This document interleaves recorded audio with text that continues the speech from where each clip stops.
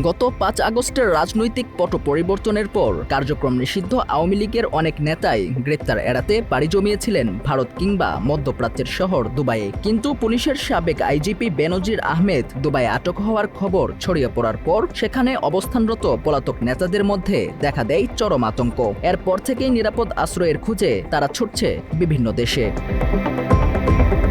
এই পরিস্থিতির মধ্যেই দীর্ঘ ২ বছর আত্মগোপনে থাকার পর হঠাৎ প্রকাশ্যে দেখা মিলেছে নারায়ণগঞ্জের আলোচিত ফ্যাসিস্ট সরকারের সাবেক সংসদ সদস্য শামীম ওসমানের। যুক্তরাষ্ট্রের নিউ ইয়র্কে নদীর তীরে দাঁড়িয়ে বেশ উদাসী ভঙ্গিতে ধূমপান করতে দেখা গেছে এক সময়ের প্রভাবশালী এই আওয়ামী নেতাকে।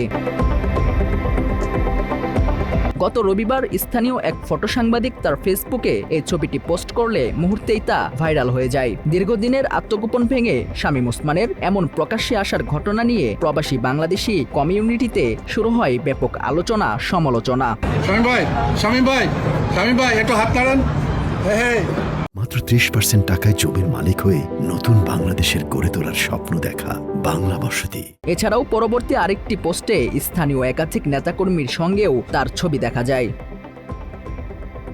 এদিকে জানা গেছে দুবাইয়ে অবস্থানরত যেসব নেতার যুক্তরাষ্ট্র বা ইউরোপের ভিসা নেই তারা এখন গোপন রুট ব্যবহার করে দলে দলে ভারতে পাড়ি জমানোর চেষ্টা করছেন। সব মিলিয়ে ৫ আগস্ট পরবর্তী পলাতক নেতাদের এই দেশান্তরের পালা এখনও অব্যাহত রয়েছে। News desk, Bangla addition.